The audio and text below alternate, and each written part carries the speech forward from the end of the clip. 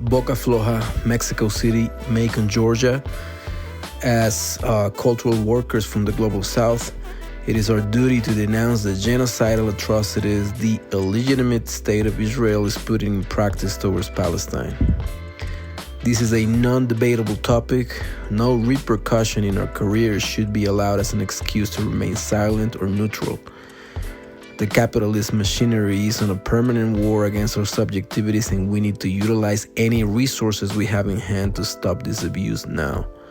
Palestina libre ayer, hoy y siempre. Shout out to my brother Boca Floja.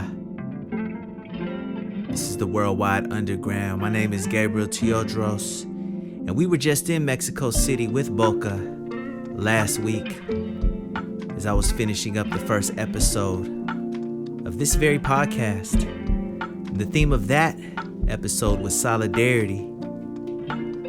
I asked a ton of different artists about their thoughts on what solidarity means for artists in this time as we witness the atrocities, an entire genocide happening in front of our eyes in Gaza, the West Bank, Palestine. And I'm continuing to think about how to use this platform responsibly and of service for everyone who's doing liberation work right now. I know it's hard, it's exhausting, it's soul draining, but it's also necessary. It's also life-giving. It's also affirming, especially when done in large numbers. I know for me, every time I go out to a protest, I remember how connected we really are, you know? But yeah, it's heavy. You'll hear me talk about it in this episode, but my therapy session this last week, I completely fell apart.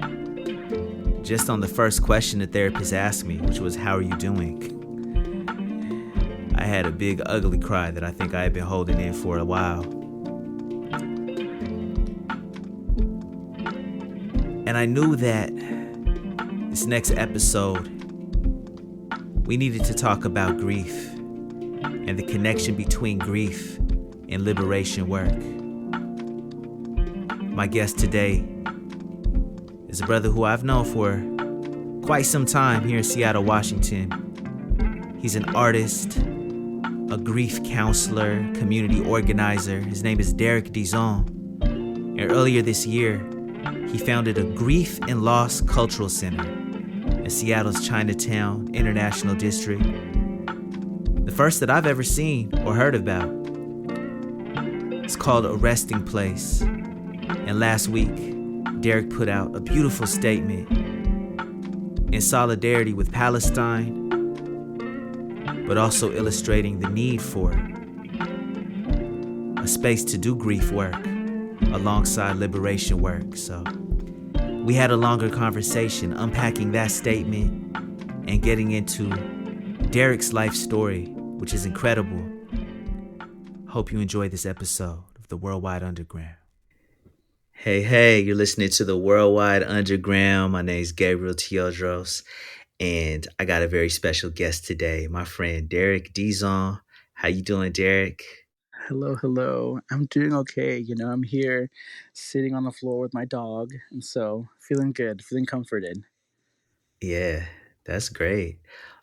Comfort is a great word for today. I wanted to have this conversation with you because as you know, it's just been a really devastatingly hard couple of weeks here. Mm-hmm. And as I've been scrolling on social media, trying to stay aware and stay connected to everything that's happening in Gaza right now, I came across a statement that you put out from A Resting Place. And it was something that it's a beautiful, beautiful statement.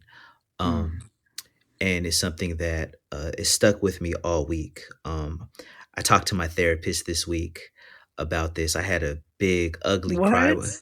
I had a big ugly cry with my therapist on Thursday, just about everything that's happening in Gaza. You know what I Of mean? course. And and my therapist quoted Tracy Chapman to me, which was beautiful. She said, you can't lose yourself to the fight, and Mm, it's important to, as much as we have to like keep our eyes on what's happening, it's good to look away with intention so we can come back and look at it again the next day. mm, And and yeah, I just loved your statement, and I felt like it was really connected, really human, really grounded. And I wanted to have this conversation with you about you, your work, your space, and what it means to grieve in this time, mhm, you know? So mhm, mhm.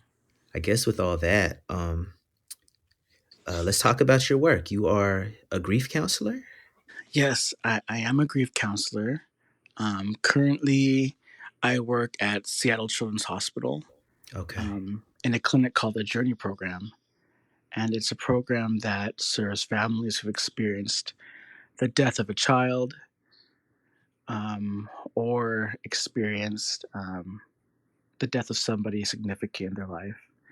And so we both serve people at the hospital and people in community as well. Yeah. What I have so many questions.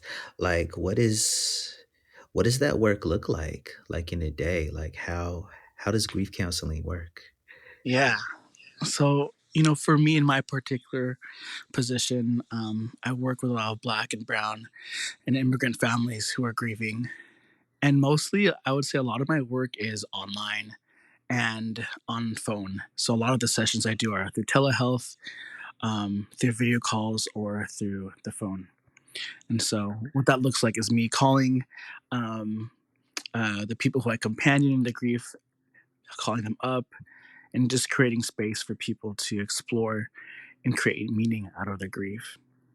I think a lot of times, like in a really busy day, whether we are staying tuned to the news, whether we are burying ourselves in our work, numbing ourselves out, or completely ignoring like anything that's happening, oftentimes we don't create that space for grief in our heart. And so my job is to allow for pause and allow for curiosity for people to really delve into like what does it mean for me to experience this loss? What does it mean for me to experience the death of somebody significant in my life? Yeah. This is the most basic of questions, but why do you think it's important for us to have that space for grief in our lives? Yeah, I ask myself this question every day, Mm, and first and foremost for my own self. As somebody who experienced traumatic death at a really young age, I think I've always asked myself, why is it important for me to grieve? Why isn't it important for me to remember, in this case, my mom, who was murdered when I was 4 years old? And, I think this question changes every single day. And it's a lifelong question that I'll continue to ask myself. But it is an important one. And for me, in the center of my response to this question, it is so I can continue to create meaning out of my loss, to continue to create meaning out of my losses. Oftentimes when we experience grief, like there's like absolutely nothing in the world that can make it better, right? right. Like there's no words that can really explain why death or separation happens in our life. But even though there's no explanation, we're still met with how do we want to live in the aftermath of death, right? We're still kind of forced to continue living in this way.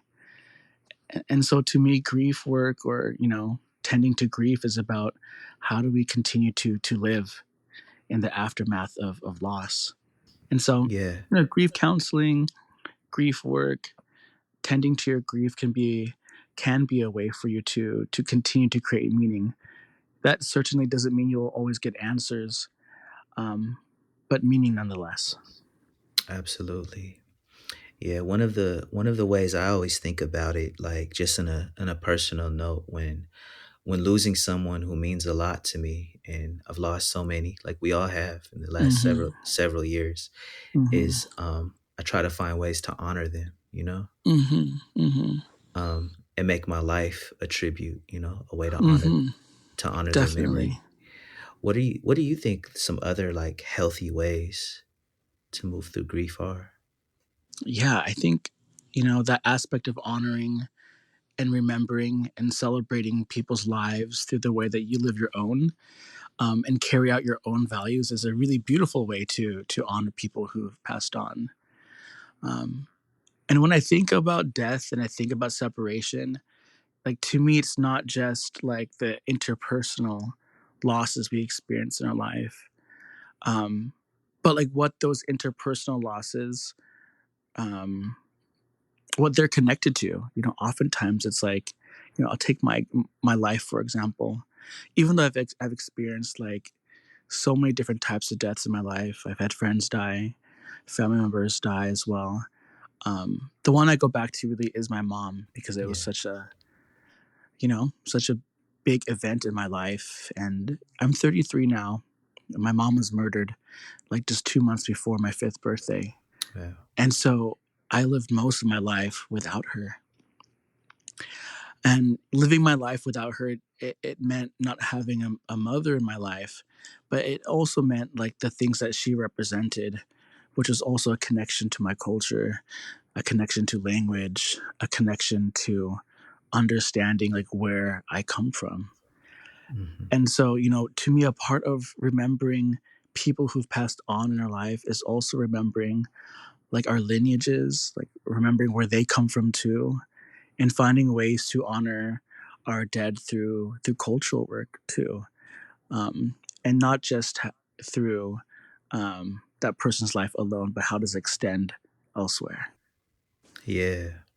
Um, a lot of people who I think know you might know the story of what happened to your mother without even Mm. knowing that is your mother. Can you talk about that connection to, Totally. I guess, to like the birth of API Chaya, and what that organization and what that work and everything like means to you, like seeing it done Yeah, in her honor? I can totally talk about that. So my mom's name was Phoebe Orbiso Dizon, and she was a Filipino woman who came to the United States, I'd say like in the 1970s, but didn't make her way to Seattle until the 1980s. I call her like an OG organizer.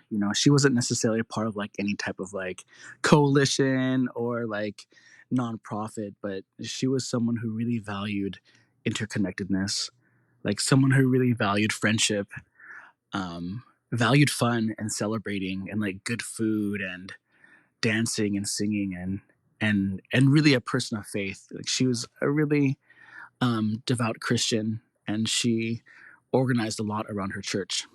And so, that's kind of the backdrop of my mom. She was a really lively person who loved bringing people together.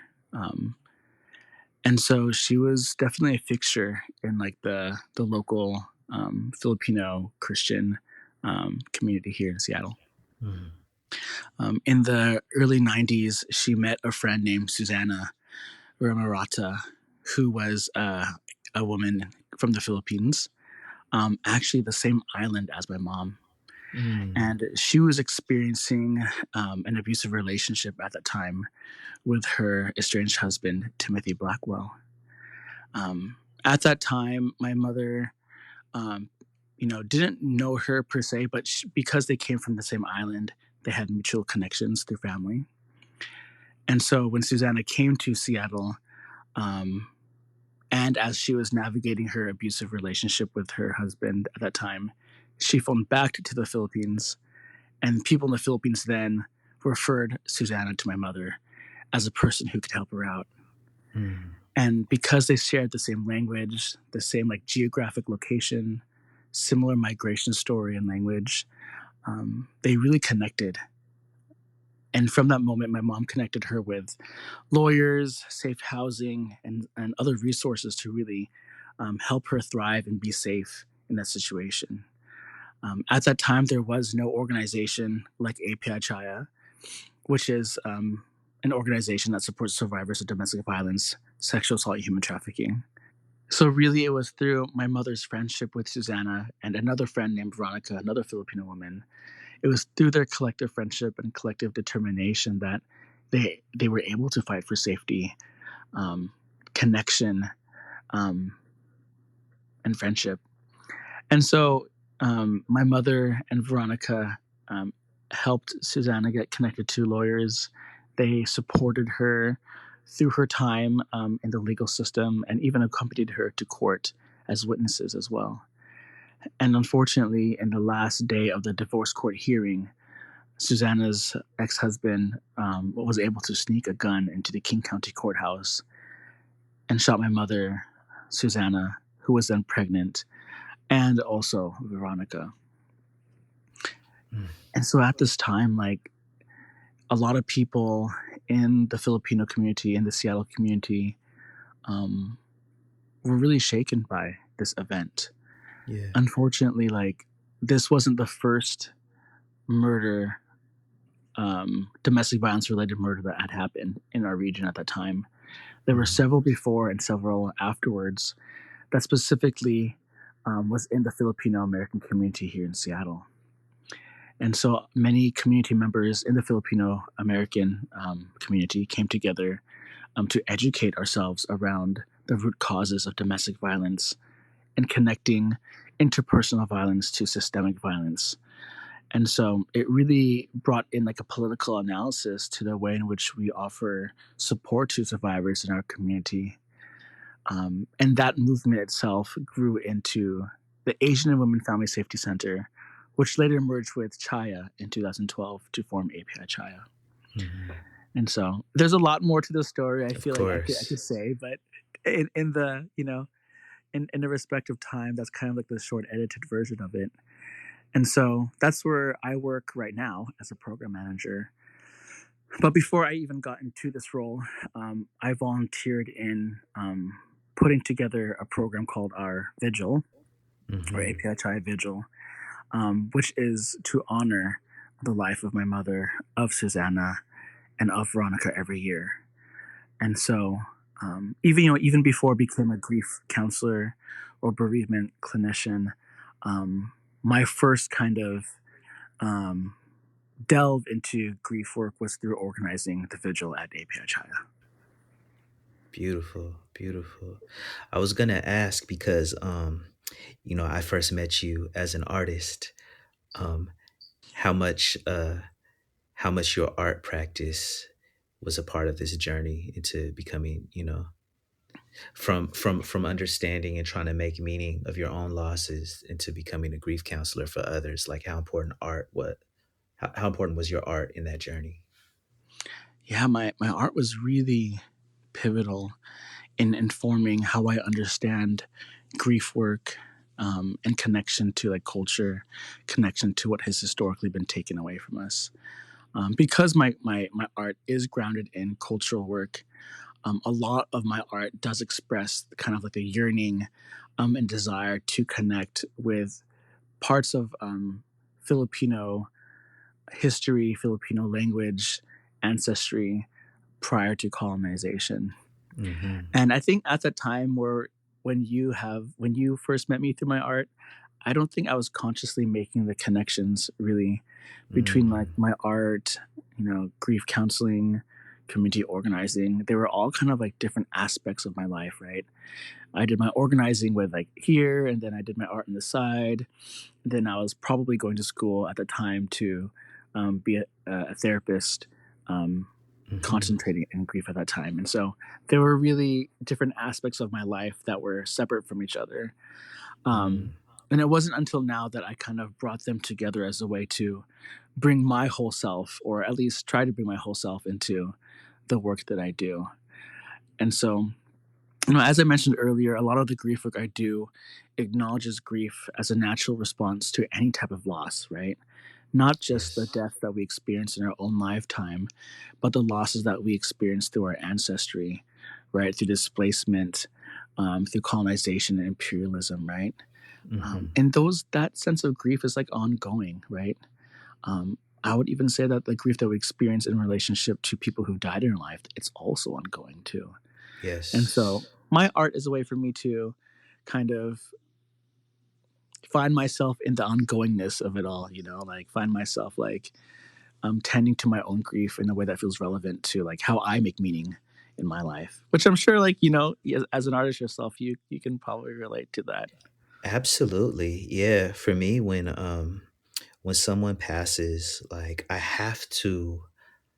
literally like have to write it down. Mm, It's not even like a thing I do for show or for, you know what I mean? Like, even though I think I might be one of those people that annoy people sometimes, because like someone will pass away and I'll be the first one to write like a whole essay about what this person means and mm, post it on social media.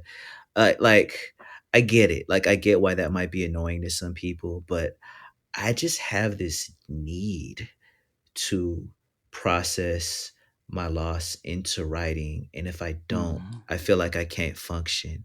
And mm, it's not enough to write. Like, I have to write and share it. mm-hmm, mm-hmm. And I don't know why I'm wired that way. But yeah. Yeah, without art, I don't know how I'd be able to move through any of this, you know. And I consider like, that kind of writing not that different from writing a song, you know? Right, totally. I think that that's a really important aspect of grief that you touch on, Gabriel. The Mm, aspect of like externalizing the loss that we experience in our heart outside of us.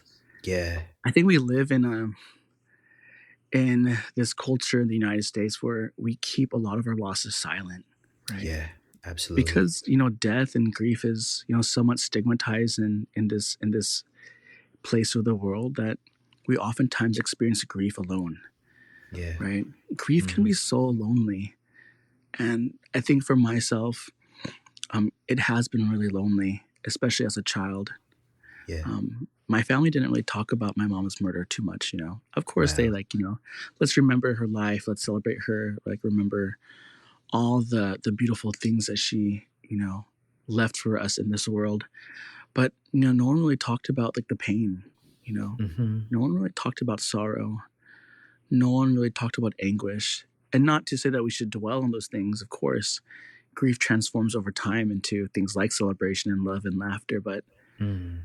I feel like for a much of my life, um, that really wasn't talked about.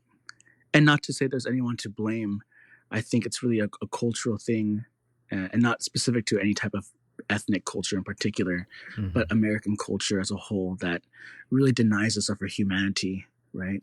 Mhm. And asks us to keep pushing forward, to keep producing, to keep showing up to work, business as usual. Yeah. And so a lot of it's within the context of survival, right?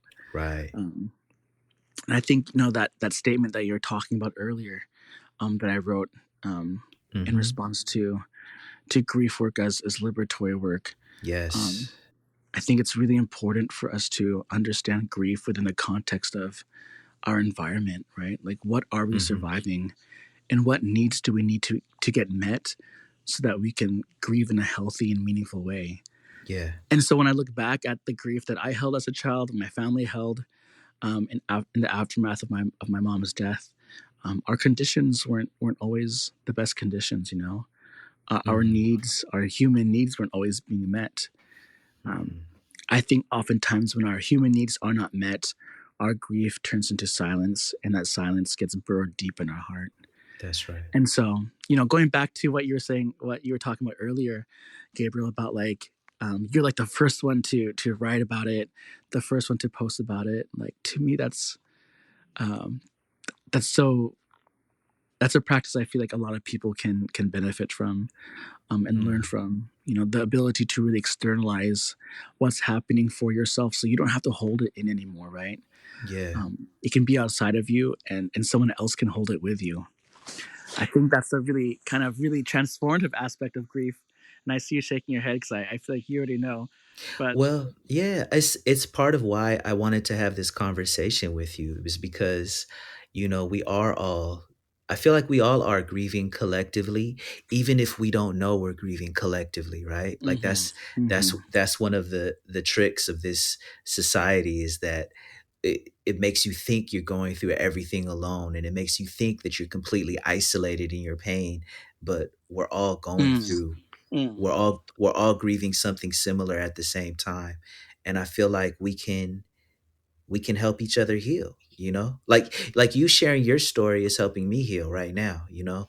And Mm. even talking about how your family didn't want to like speak about your mother while you were growing up, you know, like it reflects my family, you know, and it makes me feel like I Mm. wasn't alone in that story. So in my family, I had when I was very young, one of my uncles died by suicide. I Mm. was probably 5 or 6 years old.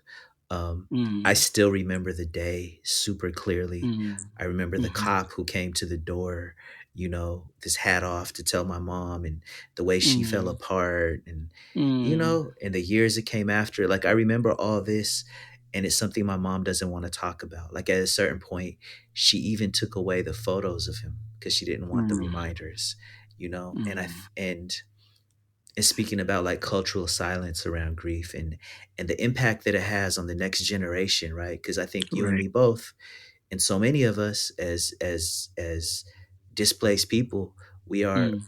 we're also healing like intergenerational pain, right? Like Mhm. the pain of being displaced is, there's a grief that comes with that Mhm. sometimes our parents are just surviving and they don't get to like really, you know, process fully, but because they didn't, we have to. And Mhm.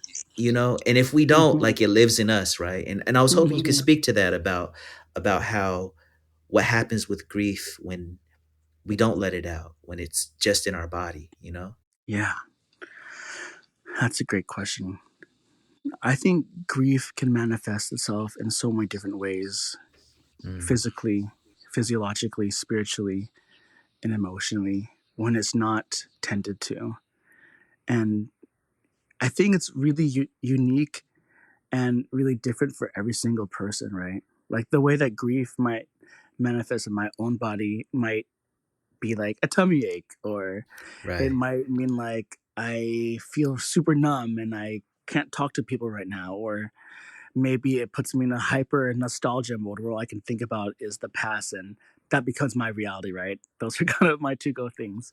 Mm, But because grief is okay, so I'm going to rewind a little bit and say mm, the way that I like to frame grief is that it's a, like I said earlier, a natural response to any type of death, loss, or separation. And oftentimes, when people talk about grief, it's framed within the aspect of love. They like to say, I think a lot of people frame grief as like it's the other side of the coin, right, mm, of love. And I really push back on that. I really mm, do, because in some instances where a person may have caused you harm in your life, a very mm, significant person may have caused you harm in life. When they die, I think there's grief there too.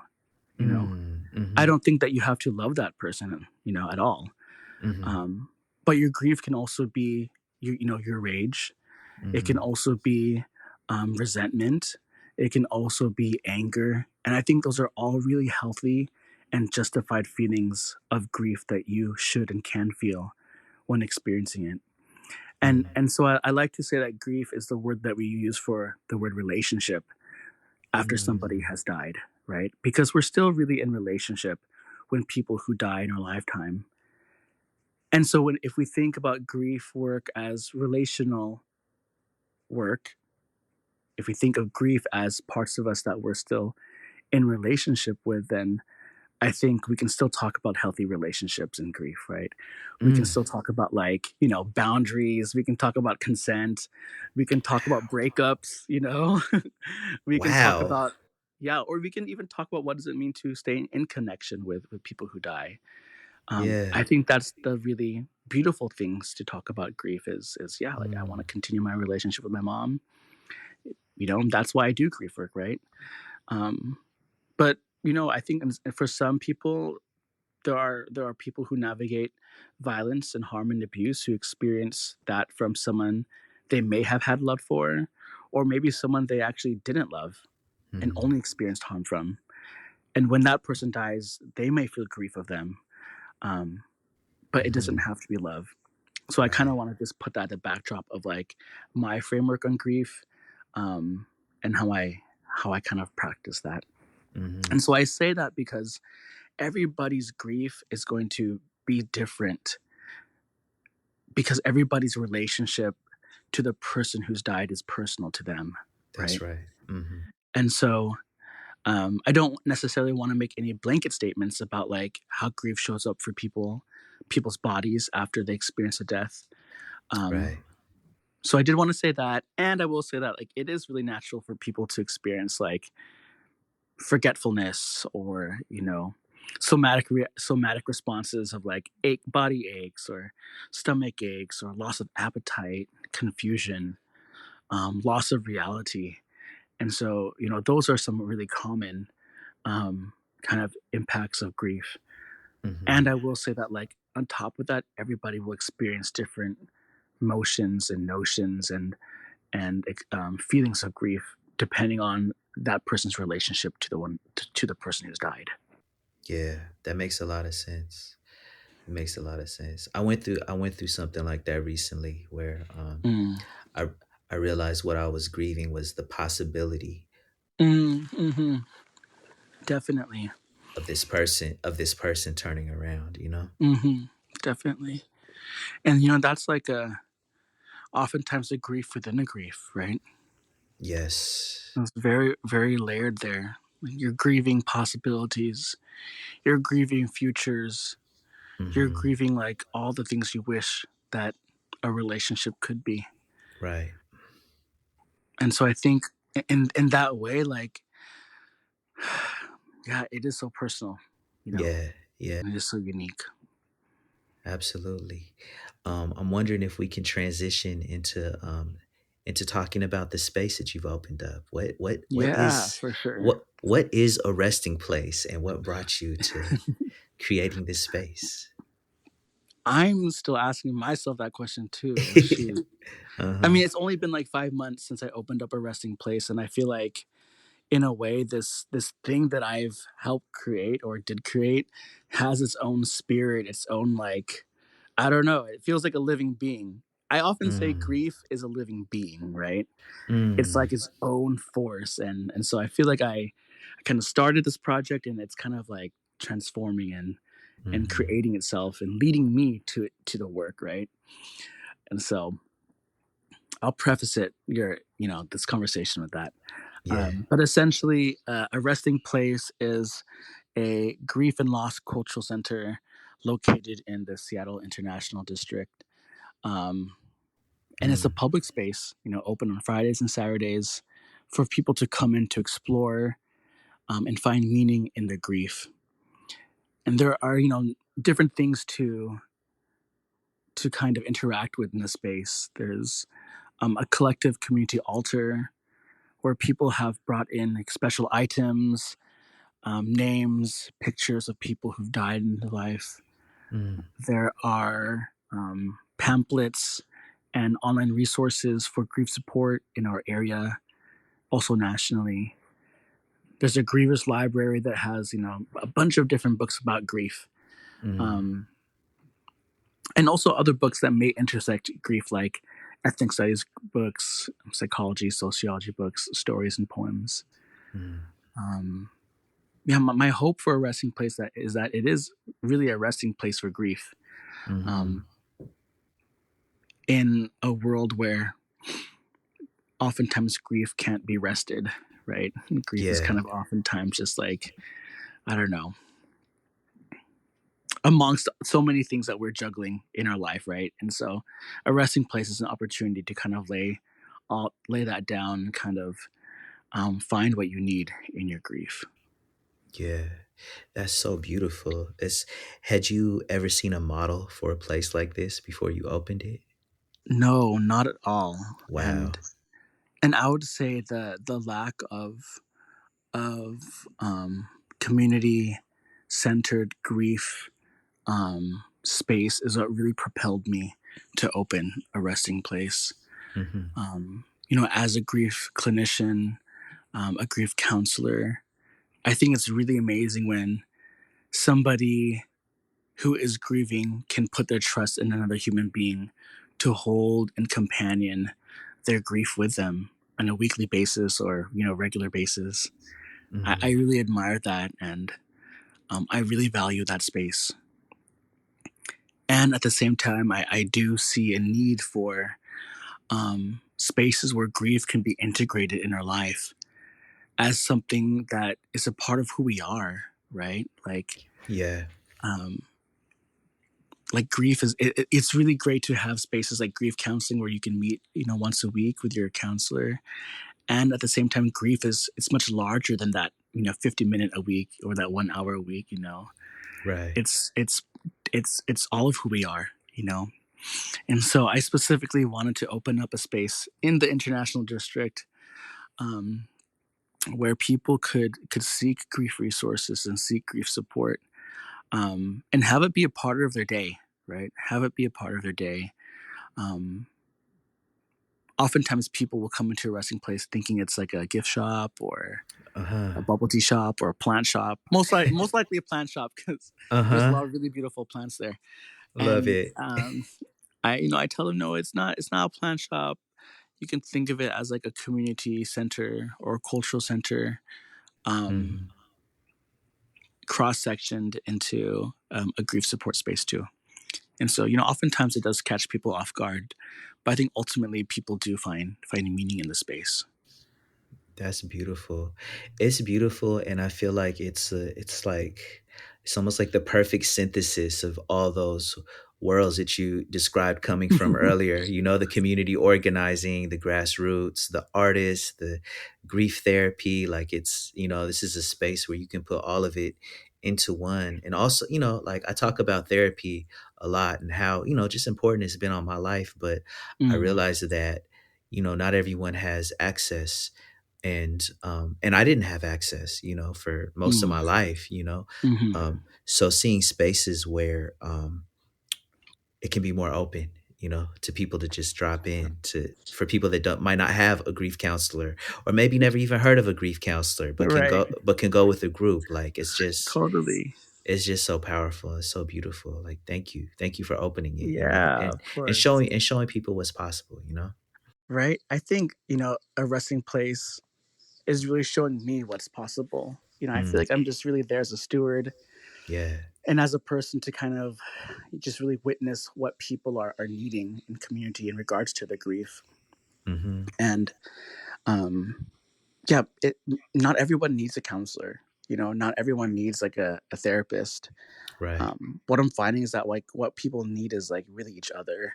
That's it. Um, and Right. what people really need is themselves. Mm-hmm. But to find the importance of themselves, to find the importance of each other in the midst of their grief.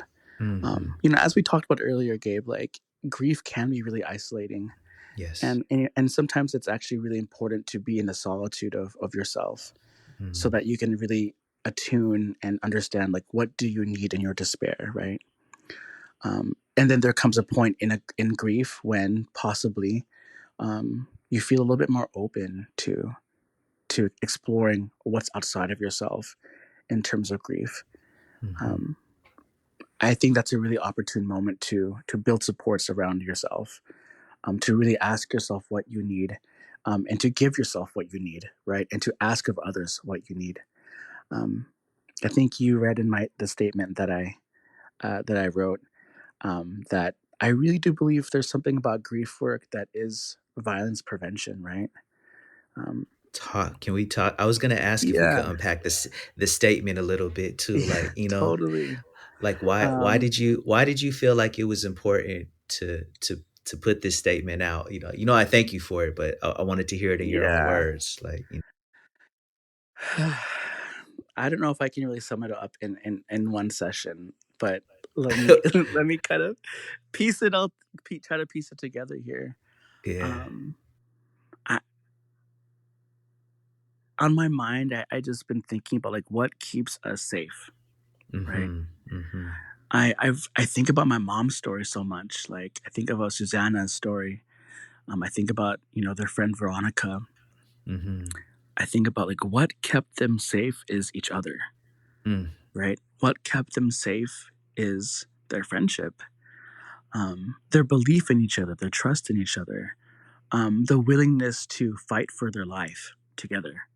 Yeah. Um, and I learned so much from that today, and I continue to learn from their friendship and how I kind of maneuver life in the present. And so when I think about grief work and how grief does ask us to be in our imagination around connectivity, right? Mm-hmm. When you think about grief, we think of it as, that, like I said earlier, that natural response to any type of death and loss. And that response oftentimes is us grappling with the fact that this person or people or place or thing is no longer here in the physical world, right? Mm-hmm. We're really recreating relationship, right? Mm. And so when I think about what does it mean to recreate a relationship, um, it means that we get to call the shots. We get to call how you want to be in a relationship. You get to call how you want to be in boundaries and in connection with other people. And to me, we're not always availed that opportunity in our life, where we get to think about how we want to be in connection with other people. Mm-hmm. Um, Especially I think as children, right? Mm-hmm. Because of different cultural norms across many cultures. Oftentimes we aren't able to talk about our boundaries. We're not able to talk about consent. We're not able to talk about how we want to be empowered to be in a relationship with other people. But Mm-hmm. grief absolutely calls us to be in that place, right? Mm. It asks you, how do you want to continue living your life in relationship to yourself, in relationship to another person? And in that way, I think that like, bear with me. I feel like I'm just like No, it's just thinking about it as I'm speaking. You know what I'm saying? Like yeah. when I think about prevention work, I think about violence prevention work. I think about what does it mean for people to reduce isolation? What does it mean for people to feel accountable to their own health and wellness? For other people to be accountable to each other's health and wellness? And and to me, at the center of that is relationships, right? Right. Um, and so there's an interesting cross section of like when we recreate the relationship we do what we want with the people who've died in their life, we're simultaneously recreating the relationships we want and connection we want with the people who are alive in our life.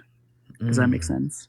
Mm. And so I think that there's really something powerful and magical there when we think of grief work that way, as redefining relationships. Wow. And so that in that way, to me, grief work is anti-violence. Grief work is what allows us to be in spaces where we can experience freedom, um, where we can Wow. when we can like really be empowered to be in connection to ourselves first and foremost, and like our ecology. Wow.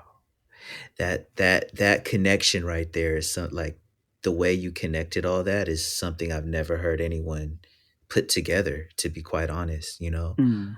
I'm sitting with it, I'm thinking about it, and it makes me think that, that grief changes us, right? That loss Hmm. changes us, and it changes Hmm. our whole perspective and the way we Hmm. think about ourselves, all of our relationships. Like Hmm. that's kind of how it's hitting me right now. I don't know if that's exactly how you intended it. Honestly, I don't even know what I just said. Yeah.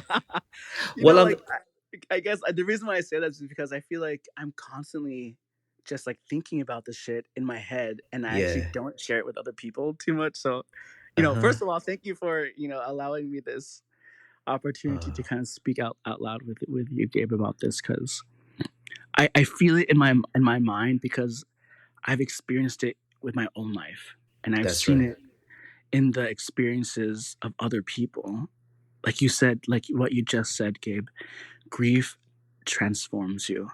It Grief does. changes you, Yeah. right? It calls you into like the most human and non-human parts of who you are. And I Mm-hmm. think in the midst of that like transformation, there's so much power and so much like possibility there. Mm. It reminds me of this Grace Lee Boggs quote, and I think it goes like, um, actuality is first off possibility, and I think grief work really asks us to create possibilities, Yeah. right? Like possibilities that were once not that didn't exist anymore, right? Like our connection to people who've died is possible because of our imagination, right? And Mm. so if we're able to imagine it and make it into a possibility, then it's real, right? It's like Yeah. the realest thing anyone could experience. And in my experience in my life, like when I was a child, I used to really get down on myself because my mom was murdered when I was so young. I didn't have and I don't have many memories of her, right? Right. And it came a point where I didn't know like what was real and what was not real, like what was real or what was imagined or what was dreamt. Mm. And I used to get so hung up on that. Um, and I think I've come to a point in my life when I'm like, it doesn't matter. All of it's Mm. real. That's All right. my dreams, all my imaginations, Yeah. all my wishes, all my desires to connect with my mom, it's all real. And Yeah. it's probably the most realist thing I'll ever experience in my life. Wow. Um, to me, and maybe I don't have the right words for it, but to me, there's something about liberation that's in the mix of that, right?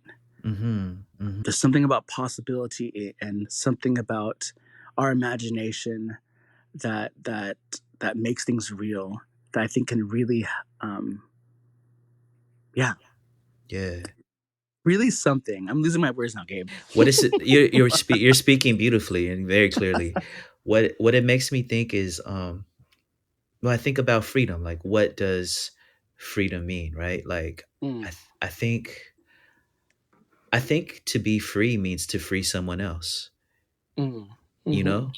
And I think mm-hmm, I think that that has to be an essential part of it, right? mm-hmm, I think that it's a process. I don't know if it's really a destination that you're just at that you don't get to ever stop working at, you know? mm-hmm, Just like grief, just like love, just mm, like all these mm, things, mm, they're processes that we always engage in, you know? Um Another Grace Lee Boggs quote I think is I think she said this, but you know, with every victory comes a new set of contradictions, right? So mm, mm, as soon as we think we're there, there's something else we didn't see that we still got to work on. You know what I mean? So mm, mm, um I say that to say yeah, the link between freedom and grief. Um I just see it. Like it makes sense to me, you know? mm, And I feel like when we don't make that space to grieve, when we don't make like create that space for us and for others to really like process our losses, it's something that like we get trapped in, you know. And when we're trapped in that, and when that grief lives in our body, I mean, you could extend it to masculinity, and you could extend it to the way that, you know, men are traditionally told to like fight their feelings and don't mm-hmm, don't feel these things. And what happens is men become super extra violent because they were never mm-hmm, given a space to cry or to just mm-hmm, feel what they're gonna mm-hmm. feel, you know what I mean? So yeah, like I don't know if I'm speaking clearly, but the No, link, it resonates. It resonates with me. yeah, the link to freedom through grieving, it does make sense. I haven't seen anyone spell it out as clearly as you did in this statement, though. It's yeah, it's just beautiful. Mm. Well, hopefully you can link the statement, whenever you push it out, so people can uh, can reflect and read upon it. I have this one page of it open in front of me right now. I'm just gonna read it right now. It says the call to grief work is also the call to liberation. Why? Because grief requires us to be free. To embrace grief is to embrace freedom. freedom from expectation and control. It is the allowance to fly, to soar, to fall, to collapse into the depths of one's own humanity. Grief calls us to be the companion of another person's freedom through a shared sense of loss and liberation. I mean, you said it right there. Those are your words. you know? Those are my words, And it's funny because I took that specific segment out of like a Facebook post I wrote several years ago. Really? Because I found myself in one of my grad school classes talking about and reflecting about grief. And I will say, like, for myself, I haven't been so vocal about my losses and my experience of grief. Maybe not until I entered API. So like just like Wow. these last 10 years, Uh-huh. which may seem like a long time, but for most of my life, I wasn't so vocal about this feeling or this experience of grief. But in one of my classes, I really forget what class it was, but I remember I was just going off about grief and going off about historical trauma and my connection to my mom. Mm-hmm. And in that moment, I feel like I was just really impressed of myself, that I could kind of exceed my expectation of what grief could be or what connection could be in my life. And I found myself really kind of, I don't know what the word I'm looking for now, maybe attuned, or maybe just really, I felt like an undoing of myself. Like I said in that statement, I felt really free, right? I Yeah. felt really free from like an expectation of what others or my own self had of me, and how I should be in my grief. And so a part of that statement came from that experience of me kind of expressing myself in that moment. Mm-hmm. Mm-hmm. That makes a lot of sense. Yeah. It's reminding me of one of my, I think one of my core like quotes I always think about the most. It has to do with art and music, but it relates right here as well. It's James Baldwin. Mm. It's from an interview. People that have listened to me have probably heard me quote it 1,000 times, but um, the interviewer asked James Baldwin, "Why do you write?" And he said, "I write to describe." He said, if I can describe a thing, I can outwit it. But first I have to describe it, you know? Mm. And I think that's real you know, for grief. Like we've got to describe the things that we're going through. We have to be able to communicate it to free ourselves from it, I think. I think that's so true. It reminds me of when I was studying about traumatic death, like traumatic Mm, grief, studying around like how does murder and suicide and violent death, how does it manifest in our psyche and in our mind and our spirit. And my supervisor at that time had described the experience of surviving violent death as the monster in the closet, right? mm, mm-hmm. The monster in the closet that you're too afraid to see because it's so horrific, right? Yeah. The things that you don't want to see are oftentimes the distressful kind of images and sounds and thoughts in your mind, right? Mm-hmm. And it's in that corner of your house in the closet, and you're too afraid to look at it because it's so horrific. There might be a time in your life though that you have the courage to open that door. Maybe Mm, someone's with you to open that door, mm-hmm. and you crack it open just a little, right? Mm-hmm. And maybe for that day, you just leave the door cracked open. You don't even look inside, but you just leave it Mm-hmm. cracked open, right? Mm-hmm. Maybe there's another point in your life where you decide to pull that door wider, and you see a little bit of the image of that monster in your closet.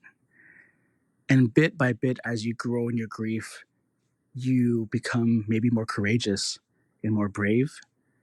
You maybe decide you want to take more risks and open that door so you can actually see that monster in the closet. And then you shine the light on that monster, and it looks so scary. It is actually as horrific as you thought it would be. But in that moment, you're able to see it for what it is, and you're able to describe it. right?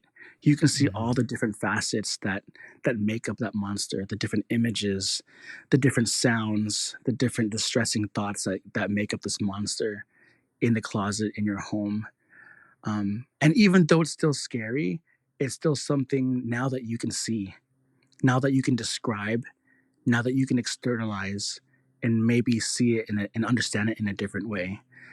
And so that quote that you just told me by James Baldwin kind of just remind me of that aspect of surviving traumatic death, and that it does require us to be brave, um, and then in that braveness to respond to grief, and not just to respond to it, but take action, um, and write about it, create art about it, tell people about it, Yeah. retell it, right? Find yourself in that story, um, in the dying story, and allowing yourself to retell it how you want to tell the story.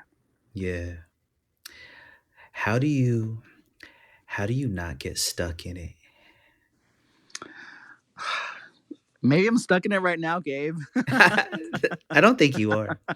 I don't think you are. Why not get stuck in my grief? Not just you, not just you, anyone. You know, Anyone, how do we not get stuck in it in those moments? you know, it's so personal for everybody. Yeah. I allow myself to do things that don't involve grief. Mhm. Like spend time with my chosen family, my partner, my dog. Yeah. I allow myself to like eat delicious food, make delicious food. You know, I'm still growing my practice because right now specifically in the genocide in Palestine, I do feel really stuck right now. Me too. I I do feel stuck, and I do feel an agitation. Um, and so I'm at this moment right now. I'm realizing that the things that usually make me feel balanced, it's not working. You know, Yeah. Yeah. and I don't think I can expect for any of it to work right Mm. now either. That's real. You know, That's real. I think grief is really at this right now. It's calling all of us into our collective humanity and collective action. Right. Mhm. I do believe grief is a call. The grief that we're experiencing right now, uh, as we witness what is happening in Palestine, it is a call to action. And Absolutely. that call is personal, and it's unique for every single one of us to our best of our abilities, right? And Mhm. so I'm just trying to figure out what my call is right now and what action I can take, that feels meaningful, um, in this moment. Yeah, that's real. I relate to that so much because every single day I'm feeling like overwhelmed Mm, and yeah, stuck and you know, in the midst of like I don't know, I feel like I oscillate between like frantic energy, like mm-hmm, I have to keep an eye on everything that's happening and repost and right, reshare everything as it's happening because the media is right, not going to right. share any of it. So like, I feel it. on some I level feel it. we might be all these people have like it feels Mm-hmm, that desperate at times and mm-hmm, and it also feels like there's like a sense of like I can do this one thing but it's not enough and then the powerlessness that comes along with that and it's mm-hmm, just it's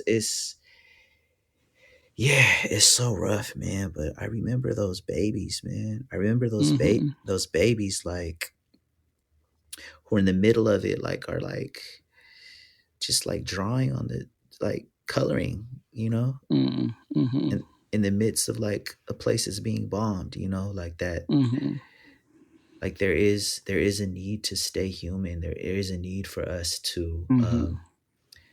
to tap in to those things that like can restore our spirit so we can get up and fight another day, It's because true. yeah, and I'm saying that and like my words are saying that, but it's very hard to actually do. Like, Mm-hmm. like I It's don't true. I yeah, think that's like that's why it's so important to like move through grief with other people, right? And absolutely. let grief connect us, so we can lift each other up and take action together, right? That's right. And so that's also my hope too. Even though I am feeling like really, somewhat a little hopeless, but I do hold on to the hope that like we're in this together. And Absolutely. like as a friend to you, Gabe, you can always call me if Yo, you need to. likewise, we got each other's phone numbers now. Yes, we have each other's phone number now, and I think Yeah, it is so important to like to show up for the people in Palestine, and show up for ourselves, and show up for right. each other, and let us know that as we struggle towards liberation, that we can be together through that struggle too, and Yeah, find ways to celebrate, find ways to like ground ourselves in our humanity while pushing forward for change. that's right. That's right. What, like outside of this month, when you're doing your grief counseling work at the Children's Hospital, like what are the things that you do to like stay grounded and stay like how do you come back to yourself like after Hmm. after long days of like counseling sessions? Yeah. Let's see here. I like I said earlier, I do love to eat delicious Nice. food. You Yeah. know, um, I yesterday I went to Seward Park. It was so sunny. Uh-huh. Mount Rainier, Mount Tahoma was just there and all their glory, and it Yeah. was nice just to like hear families, hear children, hear dogs and ducks like just around me, and finding myself in like the ecosystem of like that moment that felt really grounding to me, and so that felt really rejuvenating to me. It wasn't like a really beautiful or you know grandeur type of like ritual or anything, but it really was allowing myself to connect to the present, like my reality, my present, for at least a few moments, and that helped ground me. Yeah, that makes a lot of sense. um how can people support the work you're doing with the arresting place? Yeah, there's many ways that people can support a resting place. You can follow me on Instagram at arestingplace.sea. Um, I have a few. By the time this gets pushed out, the events will probably be over. But I'm always having like Oh, i'm different. pushing it i'm pushing it out tomorrow, brother. Oh Tomorrow. shoot, that's hella soon. Yeah. Well, in that case, on Friday, I'm having a live Philippine love songs event from 6 to 8 at a resting place, and then the next day, um, I'm having a grievous market where I'm highlighting 4 different artists and organizers who are sharing with the world their craft and um, how grief influences and transform their artistic kind of offerings. And so folks can are more than welcome to support it that way. This project of mine is really volunteer ran by me, and so Hmm. I am accepting donations. Um, you can definitely reach out to me on Instagram to connect that way. Okay. And so, yeah, I definitely want to make this project last. I'm finding ways to fund it for 2024. So I'll be clear about that. Is that I am looking for like financial and fiscal sponsors to keep this space open. Right, this Hmm. very unique, one of a kind project that I really have never seen before. Yeah. Um, so I want to keep this space open, and it is not possible without financial support. And that's just kind of the reality that we live in. And so, um, yeah, aside from coming to a resting place, just being with your grief, that's also a pathway to supporting this project as well. Yeah. You've answered this question in a million ways, but I ask everyone this question. It's always my last question. What's one thing you hope everyone gets from your work? Hmm. Yeah, I guess I hope that people find themselves in their grief and understand for themselves that like grief can look like so many different things, right? It can be the most mundane thing you've ever experienced in your life, or it could be the most transformational, life rocking experience that you've ever felt in your life. Hmm. Grief can be, and grief is so multiplied, it's so varied and so personal to everybody. it can connect you to yourself. It can connect you to another person. And so, yeah, that's really my hope for people, is that and that folks can find the multiplicity of grief in themselves. Beautiful. That's real. Yo, I didn't even ask. Do you have any new like art shows or art things coming up as well? I don't necessarily have any new art per se, but Okay. well, I guess I do. I do have an art piece hung up at Hood Famous right now. Nice. And I can't say too much about it, but it's kind of the beginning of a project that I'm doing with Shara from Hood Famous. And so you're welcome to visit Hood Famous, order all the coffee, all the delicious pastries from them, and check out my piece near the barista counter. Love it. I'm so glad I remembered to ask that. check out, support Hood Famous, support A Resting Place. Derek, thank you so much for this conversation. I know we're gonna have so many more. I want to thank my friend Derek Dizon again for being so generous with his time, his story, his vulnerability, his insights, his wisdom.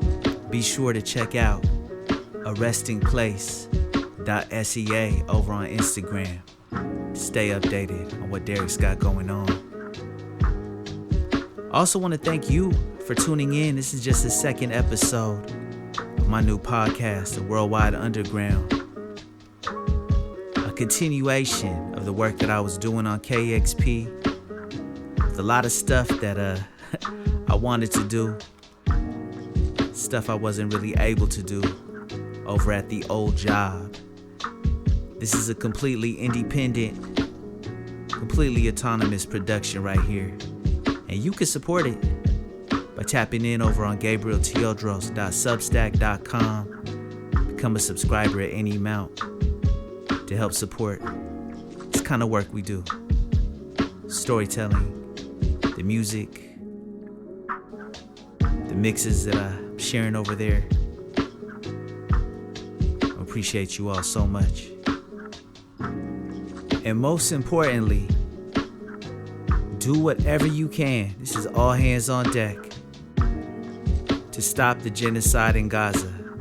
Whether that's calling your reps, whether that's showing up to a protest, a rally, a march, whether that's using your voice on social media, in person, in the classroom, on your campus, in your workplace, watching how the dollars are spent, making sure they're not with companies and institutions that make a killing off of killings, divesting from this war machine, divesting from the thought process behind the war machine. This is all hands on deck, man. We all gotta do what we can. That's more important than anything else I said on this whole podcast. Yeah, appreciate you all so much. Be back sometime next week with another episode of the Worldwide Underground. I didn't drop a mix today, and I don't feel good promoting my own album, but there is a new album out. It's called From the Ashes of Our Homes. And in the context of everything else going on in the world, it just hits different. Give it a listen if you want.